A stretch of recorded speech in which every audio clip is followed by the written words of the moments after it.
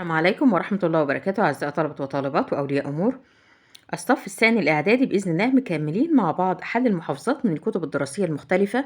كتاب جيم كتاب باي بيت كتاب المعاصر. الفيديوهات موجودة على القناة. بإذن الله هناخد مع بعض دلوقتي الاختبار رقم 13 محافظة الإسماعيلية. وأول سؤال معايا خاص بليسننج خاص بالاستماع بداية من صفحة 81. listen and choose استمع واختر ذا correct answer الإجابة الصحيحة. بيجيب لي نص بستعمل النص ده وابدأ أجاوب على الأربع أسئلة اختيارات. listen to me اسمعوني كده. النص بتاعنا بيقول لي هنا ancient Egyptians clothes الملابس المصريين القدماء were simple كانت بسيطة.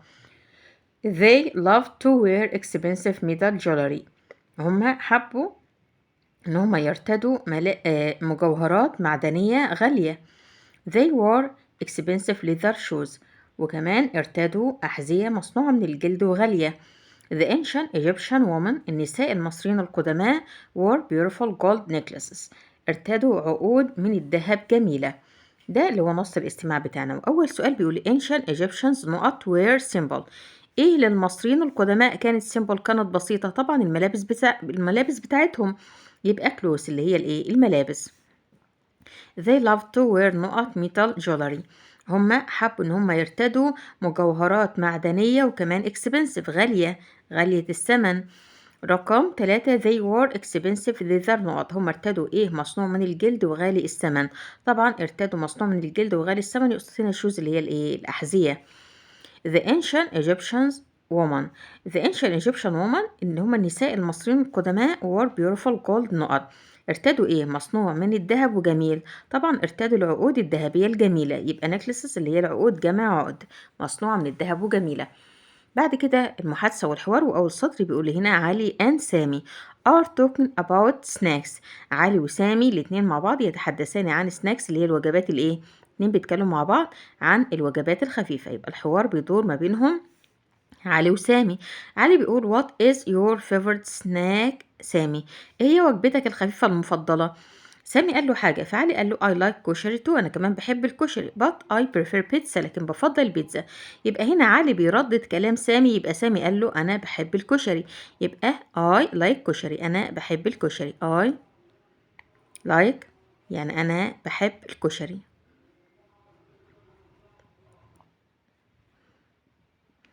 بعد كده بيقول له بس بفضل البيتزا. سامي بيسأل علي قال له because it is very delicious لأن البيتزا دي بتكون لذيذة جدا. يبقى ليه أنت بتحب البيتزا يبقى why do you prefer it ليه أنت بتفضلها يبقى why do لأن الفاعل you why do you prefer it ليه أنت بقى بتفضل الإيه ليه أنت بتفضل البيتزا. قال له عشان بتكون لذيذة. سامي بيسأله علي قال له I ate it in restaurants ده أنا باكلها في المطاعم. يبقى أين تتناولها أين تتناول البيتزا. يبقى عندي هنا هيسأله يقول له أين يعني where. وعندي هنا ايت الفعل في المصدر يبقى الفعل المساعد عندي هيكون دو واي في الإجابة بتطلع لي كده فوق في السؤال بتبقى يو. where do you بعد كده الفعل في المصدر eat where do you eat it أين تتناول البيتزا قال له في الإيه في المطعم. بعد كده بيقول له هنا سامي what else do you eat إيه تاني do you eat يعني أنت إيه بتاكل إيه تاني. تمام. فرجع تاني هنا سامي قال له علي رد عليه فسامي قال له how often do you eat fruits كم مرة أنت بتتناول فيها الفروتس الفاكهة. يبقى أكيد هيقول له طبعا أنا باكل فاكهة أيضا I eat fruits too أنا أتناول فاكهة أيضا I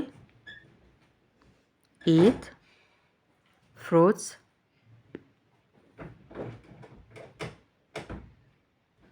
too أنا أتناول الفاكهة أيضا. فهنا بيقول له how often do you eat fruits كم مرة أنت بتاكل فيها الفروتس الفاكهة كم مرة بتتناول فيها الفاكهة. يقول له مثلا إيه twice a week ممكن يقول له هنا once a week مرة في الأسبوع twice a week مرتين في الأسبوع. يبقى يقول هنا ممكن نقول twice يعني مرتين a week مرتين في الأسبوع. بعد كده جايب لي صفحة 82 وجايب لي هنا قطعة هنقرأها مع بعض ونجاوب على الأسئلة. القطعة بتقول I am كريم أنا اسمي كريم I have got two brothers and 3 sisters. عندي 2 اخوات ولاد و3 اخوات بنات. My father is an old farmer. بابايا بيكون old farmer يعني مزارع كبير في السن. My mother is a housewife. مامتي ربة منزل. She spends all her time cooking and cleaning the house. بتقضي طول وقتها بتطبخ وتنظف البيت. They اللي هما الأب والأم work day and night to help us live happily. بيشتغلوا ليل ونهار عشان خاطر يخلونا نعيش أو يساعدونا إن احنا نعيش happily يعني بسعادة. We live in a nice house. احنا بنعيش في nice house يعني منزل جميل. On the farm في المزرعة. My father grows a lot of vegetables. بابايا بيزرع كتير من vegetables الخضروات. He also keeps some animals and birds. كمان بيربي بعض من الحيوانات والطيور. In my school في مدرستي I have got a lot of friends. عندي أصدقاء كتير.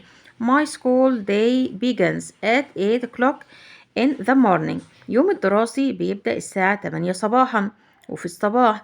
After school وبعد المدرسة I usually help my father. عادة أنا بساعد بابايا. I love looking after animals. بحب الاعتناء بالحيوانات and birds والطيور. I'd like to study farming. أنا بحب إن أنا أدرس الزراعة because I want to grow the main crops on our farm. عشان أنا عايز إن أنا أزرع المحاصيل الرئيسية والأساسية في our farm المزرعة بتاعتنا. وجايب لي هنا أول سؤال بيقول لي the underline word farming means. كلمة farming اللي هي الزراعة means معناها إيه؟ تعني إيه؟ إيه الكلمة اللي بتساويها؟ طبعا growing crops اللي هي زراعة المحاصيل. كريم's mother مامة كريم works at هي قصده يعني works at يعني تعمل فيه. مامة كريم بتعمل فين؟ طبعا هي ربة منزل يبقى at home تعمل في المنزل في الطهي وتنظيف المنزل. The underline pronoun they in the passage refers to كريم's not. عندي هنا الضمير اللي هو تحته خط اللي هو they بيشير إلى إيه؟ لكريم. طبعا الأب والأم اللي هم parents الوالدين. إلى والدي كريم. والسؤال الرابع give a suitable title for the passage. عايز نكتب كده عنوان مناسب للقطعة بتاعتنا. طبعا بيتكلمنا عن كريم's family عائلة كريم. كريم's family بيكلمنا عن عائلة ايه؟ عائلة كريم. بعد كده رقم 5 why do you think كريم's parents work day and night. ليه في رأيك والدي كريم باباه ومامته work day and night يعني بيشتغلوا ليل نهار أو يعملوا ليل نهار؟ تمام عشان يساعدوا أطفالهم إن هم يعيشوا بسعادة. لكي يساعدوا يعني to help عشان إن هم يساعدوا their children أطفالهم their children عشان يساعدوا أطفالهم live happily إن هم يعيشوا بسعادة. live happily يساعدوا أطفالهم إن هم يعيشوا بسعادة. رقم 6 why does كريم want to study farming. ليه كريم عايز يدرس الزراعة؟ طبعا عايز يدرس الزراعة عشان عايز يزرع المحاصيل الرئيسية في المزرعة because لأن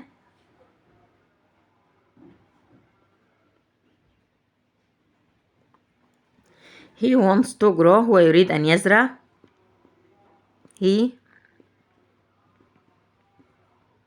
wants to grow هو يريد أن يزرع the main crops المحاصيل الأساسية أو الرئيسية the main crops عايز إن هو يزرع the main crops اللي هي المحاصيل الرئيسية on farm في الإيه؟ المزرعة on farm. السؤال خاص بالاختيارات بيقول لي هنا I'm sorry I took your pen by not. أنا آسف أنا خدت قلمك. عايز أقول بالخطأ يبقى by mistake بالخطأ أو عن طريق الإيه؟ أو عن طريق الخطأ. رقم 2 the نقط looks so scary. عايز يقول انزلاق بالحبل يبدو مخيف جدا، يبقى zip lining الانزلاق بالحبل. don't نقط your time playing video games. عايز يقول له هنا ايه؟ ما تضيعش وقتك في لعب العاب الفيديو، يبقى don't waste لا تهدر ولا تضيع وقتك في لعب العاب الفيديو. وترملين البطيخة is a نقط فروت. فاكهة ايه؟ فاكهة جوسي عصيرية، فيها عصير كده كتير في الايه؟ في الداخل، زي ايه؟ زي البرتقال. رقم 5 نقط means getting ill when you eat something. ان انت تصبح مريض لما تتناول شيء ما، يبقى عندك حساسية من هذا الشيء. لديه حساسية يعني allergic، معناها لديه ايه؟ حساسية allergic. بعد كده صفحة 83 والسؤال رقم 6 I have not friends. عايز يقول أنا عندي أصدقاء إيه؟ أصدقاء كتير أو أصدقاء قليلين. المهم عندي هنا كلمة friends، ده اسم جمع يعني اسم يعد. much ما ينفعش و little، يا إما a few يا إما a lot، و a lot عايزة off يبقى a few friends. عندي أصدقاء قليلين، قليل من الأصدقاء. رقم 7 all balls were made of not. البولات والسلطانيات القديمة دي كانت مصنوعة من إيه؟ from the river من النهر. طالما قال لي من النهر يقصد هنا إن هي كانت مصنوعة من clay اللي هو الصلصال.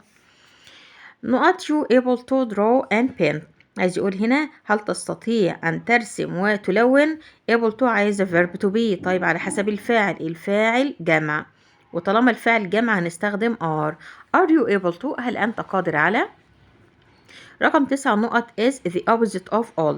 هي العكس من كلمة قديم. لو عايزين عكس كلمة قديم، شيء قديم، يبقى الشيء الآخر ده بيكون modern يعني حديث أو معاصر، يبقى modern. I can نقط أقار. أنا بقدر إن أنا أقود سيارة. بعد كان لابد أن يأتي الفعل في المصدر وهو drive يعني يقود. أقدر إن أنا أقود سيارة. والسؤال رقم 5 وخاص بتصحيح الخطأ I will نقط a friend tomorrow. أنا هزور صديق غدا. بعد will عايزين الفعل في المصدر هنحذف ing ورجع الفعل الأصله، الفعل المصدر وهو visit يعني يزور. سوف أزور صديق غدا. let's نقط to the club. هيا بنا نروح لكلاب اللي هو النادي. بعد لسه عايزين الفعل في المصدر، وانت من الأفعال الغير منتظمة. أصل الفعل وهو go بمعناه نذهب. when you have free time لما يكون عندك وقت فراغ you shouldn't نقط it. يجب ألا تضيعه، ما تضيعش وقت الفراغ اللي عندك. should أو shouldn't، must أو mustn't. لابد أن يأتي الفعل في المصدر. wasted من الأفعال المنتظمة هنحذف الإي والدي ونرجع الفعل الأصله خالص واللي هو waste، يبقى نحذف الدي فقط. waste بمعنى يضيع أو يهدر. waste يضيع أو يهدر. رقم 4 if هدى نقط كايرو she will see the Cairo Tower. لو هدى تزور القاهرة هي سوف ترى برج اللي هي القاهرة. لو تروح القاهرة هتشوف البرج. تمام، يبقى عند قاعدة اف الجملة التانية يعني عليها will والمصدر. طالما الجملة التانية عندي هنا will والمصدر يبقى الجملة الأولى مضارع بسيط. مضارع بسيط هدى مفرد، إذا لابد أن يأتي الفعل وبه الإس. يبقى ده عندي الفعل وهو visit يزور، ونضيف لها احنا الإس لأن هدى مفرد يبقى visits يعني تزور. عندنا بعد كده الاختبار رقم 14 محافظة الفيوم. نفس الصفحة برضو صفحة 83 والسؤال خاص بليسننج الاستماع. يقول لي هنا ايه؟ listen to me، اسمعوني كده. النص بتاعنا بيقول لي ايه؟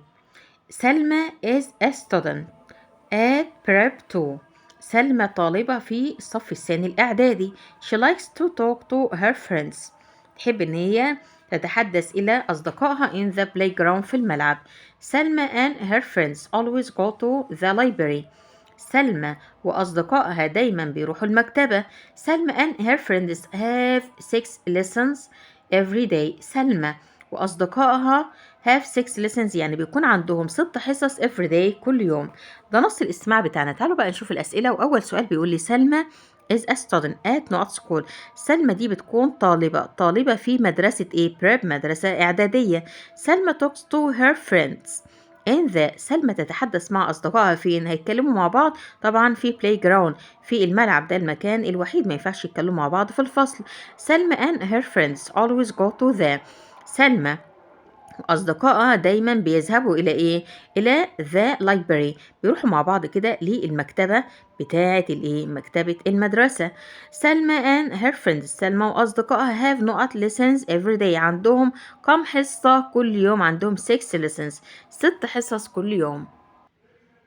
بعد كده عندنا هنا صفحة 84 السؤال خاص بالمحادثة والحوار، نقرأ مع بعض أول سطر. حسين and عبد الله are talking about food، حسين وعبد الله الاتنين بيتكلموا مع بعض عن الإيه؟ عن الطعام. حسين بيقول I'm hungry، أنا جائع. I would like to eat something، أود أن أتناول شيء ما. عبد الله بيقول له سؤال، حسين رد عليه قال له I would like to go to the new restaurant، أحب أن أنا أذهب للمطعم الجديد. يبقى هنا where would you like to go to eat، يعني أين تحب أن تذهب لكي تتناول هذا الطعام. يبقى where يعني أين. بعد كده I would like هتبقى would you like، لأن هنا I هتحول إلى you، يبقى where would you like، would you like، where would you like يعني أين تود أو أين تحب. بعدها تو المصدر to go to eat، أن تذهب لكي to eat لكي تأكل. تحبي بقى تروح تاكل فين؟ ده معنى الايه السؤال. قال له في المطعم الجديد. عبد الله قال له what kind of food do you like، ايه نوع الطعام اللي انت بتحبه. هنا حسين رد عليه وقال له حاجة وسأله do you like كشري، بتحب الكشري؟ يبقى أكيد طبعا قال له كشري، أنا عايز أكل كشري، فبيقول له هنا إيه كشري. عرفنا منين؟ لما كملنا بقية السطر كده والسؤال اللي جنبه عرفنا منه وفهمنا. عبد الله قال له حاجة وقال له but it isn't my favorite food، لكن مش هو طعامي المفضل. قال له أيوة أنا بحبه لكن هو مش هو طعامي المفضل. يبقى هيقول له هنا yes نعم، نعمل كده كوما، ويو هتحول إلى I، ودو هتنزل زي ما هي yes I do. هنا حسين بيسأل سؤال، عبد الله قال له my favorite food is pizza do you like it، طعامي المفضل هو البيتزا، أنت بتحبها؟ يبقى هنا هيقول له إيه هو طعامك المفضل what's your favorite food. what's ما أو ماذا، what's your favorite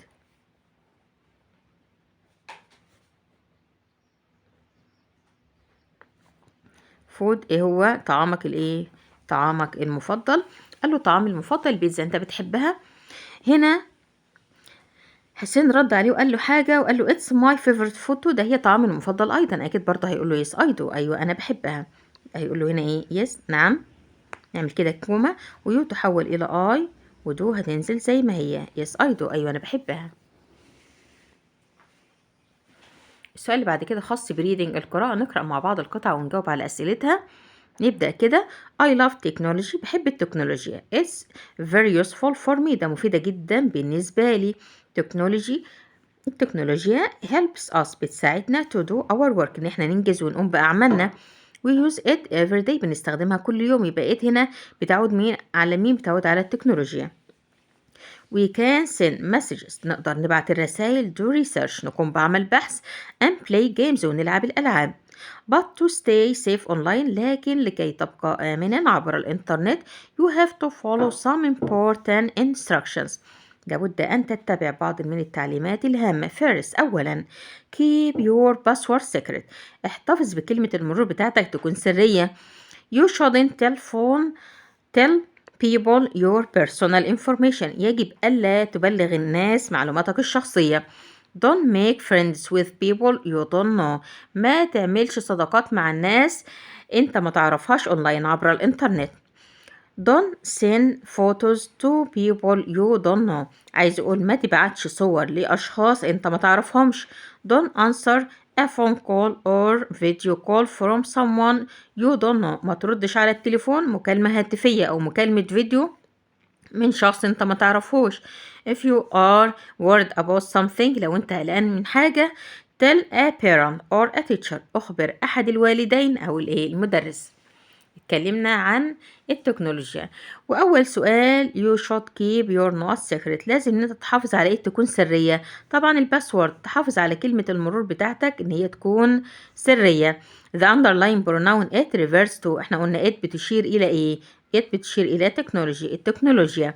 the underline pronoun word parent اللي هي الكلمة اللي تحتها خط دي means تعني إيه؟ طبعًا أحد الوالدين، ممكن نقول أحد الوالدين يعني mom or dad يعني الأم أو الإيه أو الأب.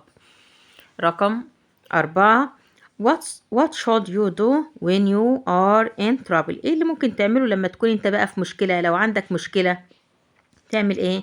هنقول هنا إيه I should tell a parent or a teacher. إيه اللي المفروض تعمله لو أنت عندك مشكلة؟ هقول هنا I should يعني ينبغي علي tell a parent إن أنا أخبر أحد الوالدين tell a parent إن أنا أخبر أحد الوالدين or a teacher أو المدرس or a teacher أو أخبر الإيه a teacher يعني المدرس. رقم 5 what is the main idea of the passage؟ إيه بقى الفكرة الرئيسية للقطعة بتاعتنا؟ طبعا إزاي تبقى آمن عبر الإنترنت. how to be safe online. how to be safe online. إزاي إن أنت تبقى آمن عبر الإنترنت. why do you think you have to follow these rules when you are online؟ ليه بتعتقد إن أنت ضروري إن أنت تتبع هذه القواعد عندما تكون عبر الإنترنت؟ طبعا لكي أبقى آمنا عبر الإنترنت. to be safe online. to be safe لكي أبقى safe يعني آمنا أونلاين عبر الإنترنت. لكي أبقى آمنا عبر الإنترنت. بعد كده عندنا صفحة 85 والسؤال خاص بالاختيارات. رقم 1 how about نقط مجدي to the party؟ إيه رأيك إن إحنا نعزم وندعو مجدي للحفل inviting يعني يدعو. إيه رأيك إن إحنا نقوم بدعوة أو ندعو مجدي للحفل. don't put on your jacket ما تلبسش الجاكيت بتاعك. put on يعني يرتدي. لا ترتدي الجاكيت بتاعك. it's not الجو إيه؟ الجو hot الجو حار. my dress is damaged الفستان بتاعي تالف متدمر مقطوع. so لذلك my mother is not it مامتي هتخيطهولي يبقى sewing it مامتي هتخيط لي الفستان لأن هو مقطوع أو تالف. هند can play tennis but she can not a bike. هند ما بتقدرش تلعب تنس لكن بتقدر ان هي ايه تركب دراجة. يبقى تركب دراجة يبقى ride a bike تركب دراجة. بعد كده these traditional clothes هذه الملابس traditional اللي هي الملابس التقليدية keep me cool بتخليني كده احس ببرودة الجو and not me from the sun وبتحميني من الشمس and protect me from the sun وكمان بتحميني from the sun من الشمس. look نقط look that نقط our house انظر ده بيكون المنزل بتاعنا. المنزل مفرد طالما مفرد هنقول هنا ايه هنقول that is our house ده المنزل ده البيت بتاعنا. there is a lot of air pollution from the نقط in our city يوجد كتير من air pollution التلوث من ايه في المدينة بتاعتنا. يوجد تلوث أكيد من the traffic من حركة المرور أو من المرور هو اللي مسبب التلوث في المدينة بتاعتنا. رقم 8 فريدة is going نقط the race فريدة سوف تفوز بالسباق. بعد going عايزين to زائد المصدر بتاع الفعل يبقى to والمصدر يبقى to سوف تفوز ب the race تفوز بالسباق. رقم 9 I would like to نقط the phone for a new one that is not damaged عايز يقول أود أو أرغب إن أنا إيه للتليفون طبعا إن أنا أغير التليفون ده بتليفون تاني ما يكونش متدمر أو مكسور يبقى change أغير أو أبدل التليفون ده بواحد تاني يكون سليم مش مكسور. I hope that Egypt the richest country in the world أتمنى إن مصر ديت تكون أغنى دولة في العالم. I hope the Egypt أتمنى إن مصر طالما عندي hope وعندي هنا إيه بتكلمنا عن المستقبل بتكلم أو بستخدم مستقبل بسيط will والمصدر will become إن مصر سوف تصبح أغنى دولة في العالم. وجايب هنا السؤال خاص بتصحيح الخطأ بيقول لي I eat نقط healthy snacks أنا أتناول قليل من الوجبات الخفيفة. الوجبات الخفيفة عندي هنا جايب لي اسم جمع قليل من مع الاسم الجمع وهي أفيو قليل من. أتناول قليل من الوجبات الخفيفة. كان يو نقط فوتبول اور تنس؟ طب تقدر تلعب كرة قدم ولا تنس؟ مع كان عايزين الفعل في المصدر. الفعل في المصدر هتبقى ايه؟ play على طول من غير to، يبقى play يعني يلعب. I don't like this meal، مش حابب الوجبة دي. I want the other not، أنا عايز وجبة تانية. الميل الوجبة مفرد، عايزة ما كررش اسم مفرد وعوض عنه، عوض عنه ب one مش once، يبقى one. أنا عايز another one أو other one، واحدة تانية، وجبة تانية. رقم 4 I think علي نقط a car in the future، أعتقد إن علي هيشتري سيارة في المستقبل. I think جايب لي think أعتقد، و in the future في المستقبل، يبقى بيكلمنا عن المستقبل الإيه؟ زمن المستقبل البسيط، بستخدم will والمصدر، يبقى will buy. will buy يعني سوف إيه؟ سوف buy يشتري.